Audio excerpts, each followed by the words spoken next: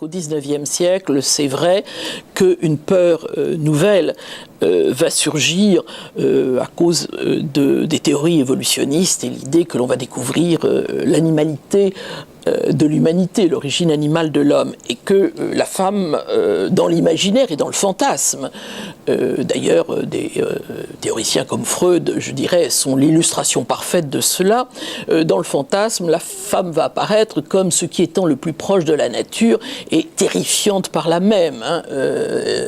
Bien. Je ne dirais pas du tout que ces peurs existent aujourd'hui. Pas du tout. Il y a longtemps que ne porte plus sur cet aspect des choses et que ces fantasmes sont devenus caducs. Ils sont très spécifiques à un moment de l'histoire. En revanche, le rapport des hommes aux femmes, peut-être qu'il y a une autre peur. Je pense qu'ils ont peur de la réussite des femmes. La femme, les femmes réussissent, les femmes peuvent avoir, à juste titre, légitimement, désir d'avoir les mêmes postes, les mêmes salaires, etc. Ce serait plutôt un questionnement sur leur identité masculine, quelque chose qui vacille du fait du rôle social, du rôle politique, du rôle économique, du rôle intellectuel que les femmes jouent.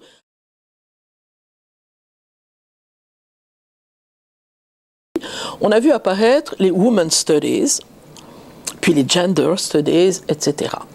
Et ces luttes des femmes pour la reconnaissance d'une spécificité, d'une identité femme, avec ce que certaines intellectuelles françaises ont regardé d'un œil inquiet, parce que ça avait l'air d'émaner de revendications communautaires. Et il me semble, enfin pas pour toutes, il y a toutes sortes de positions à l'intérieur justement de ce féminisme, mais certaines se réclamant davantage de Simone de Beauvoir, en disant on ne naît pas femme, on le devient, essayer justement d'éviter cet aspect communautariste que l'on sentait chez les femmes américaines. Et les américaines l'ont mal compris. Elles l'ont très mal compris.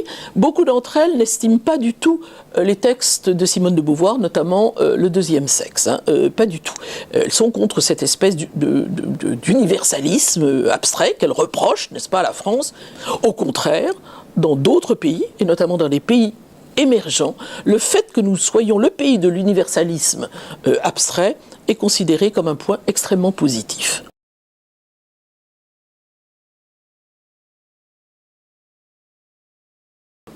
Les mouvements historiques ne se font presque jamais linéairement, il y a toujours des avancées, des reculades, etc. Bon, on verra comment ça va se passer, on ne peut pas le prévoir. Enfin, je pense que, il se trouve que j'avais un colloque à l'université de Chicago sur la tyrannie, et je parlais de Tocqueville, de la tyrannie de la majorité, telle que Tocqueville l'analyse, et la critique et la redoute. Et Tocqueville, qui était un libéral, viscéralement, libéral par conviction, mais qui n'était pas un démocrate, sauf par raison, il savait. Bon. Et Tocqueville disait que la démocratie, c'est inéluctable. C'est inéluctable. Alors, ça avancera, il comparait ça à la mer, ça avance, il y a des vagues, ça avance, ça recule, ça avance, ça recule, mais c'est inéluctable. Eh bien, si vous me posiez la question pour cette question d'égalité homme-femme, telle qu'on peut l'imaginer aujourd'hui, même s'il y a des retours en arrière, comme les vagues qui avancent, qui reculent, etc., les marées, bon, ça me paraît inéluctable. Alors maintenant, pour les autres pays, il me semble que pour que cela se fasse, il faudrait d'abord qu'il existe quelque chose qui s'appelle la démocratie, et contrairement à ce que pense un certain nombre, y compris d'intellectuels, la démocratie, c'est pas simplement voter.